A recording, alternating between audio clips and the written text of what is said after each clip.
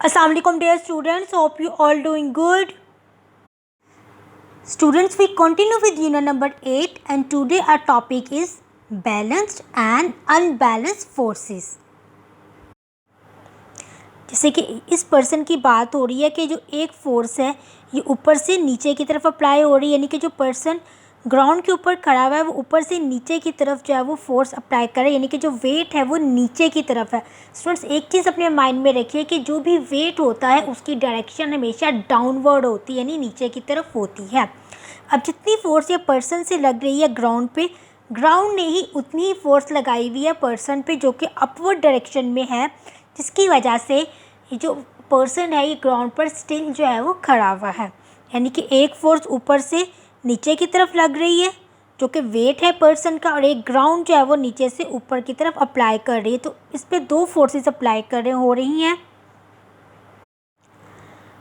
The force of a weight is in balance with the reacting force from the ground when an object is stationary, यानी कि जब कोई भी चीज़ बिल्कुल still होती है, और when it is moving at a constant speed, और अगर वो कांस्टेंट स्पीड से मूव कर रही है. कांस्टेंट स्पीड मतलब एक ऐसी स्पीड जो कि चेंज नहीं हो रही, बिल्कुल थ्रू आउट जो है वो स्पीड सेम ही, उसे हम कांस्टेंट कहते हैं.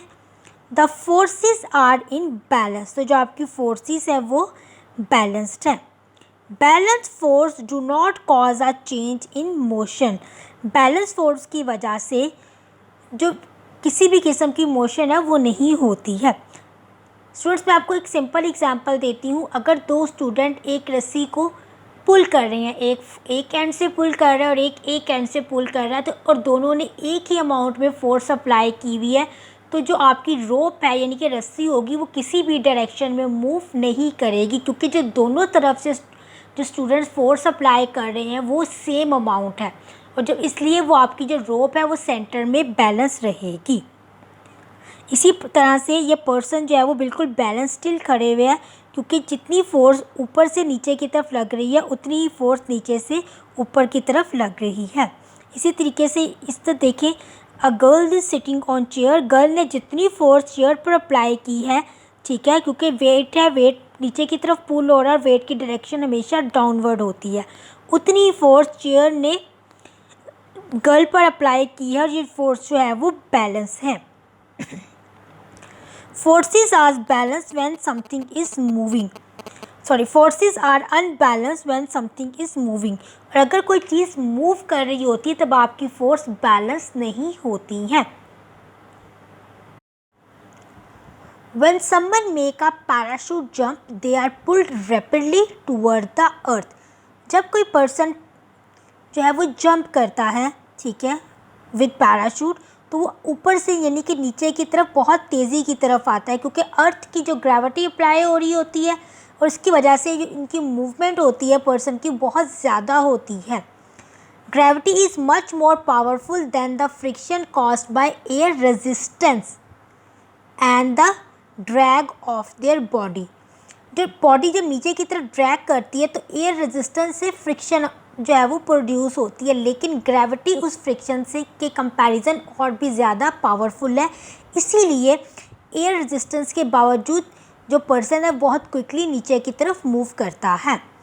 द फोर्सेस आर अनबैलेंस्ड, अब जो फोर्सेस है वो अनबैलेंस है, यानी कि ग्रेविटी ज़्यादा है लेकिन जो फ्रिक्शन की फोर्स है वो कम है.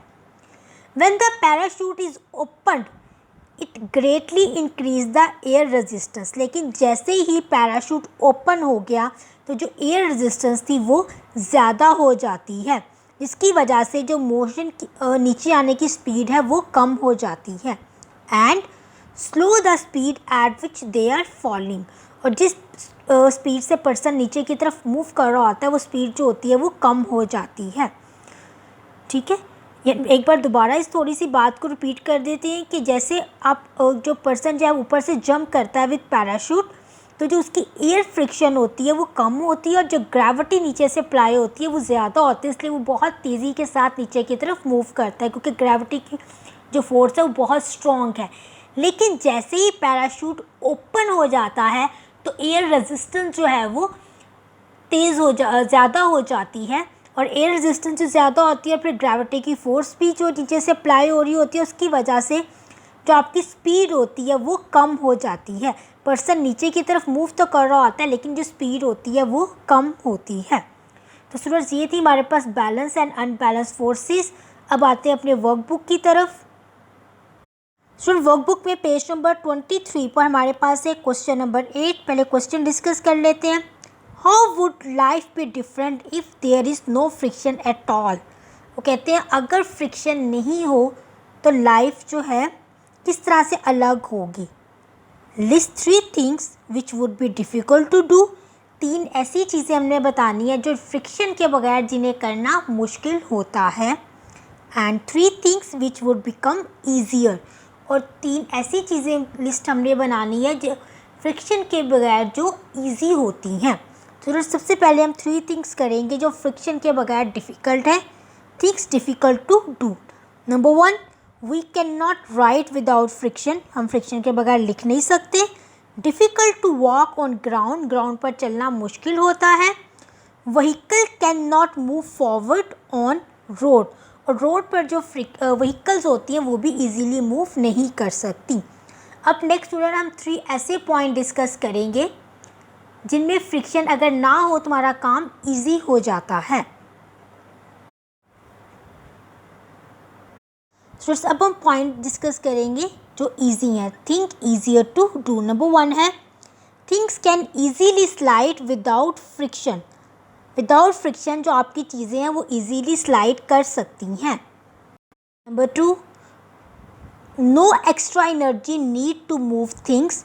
चीज़ों को मूव करने के लिए आपको एक्स्ट्रा एनर्जी नहीं लगानी पड़ती, क्योंकि अगर फ्रिक्शन ज़्यादा होगी तो अगर आपने किसी चीज़ को मूव करना है, पुश करना है, तो आपको एनर्जी भी ज़्यादा लगानी होती है।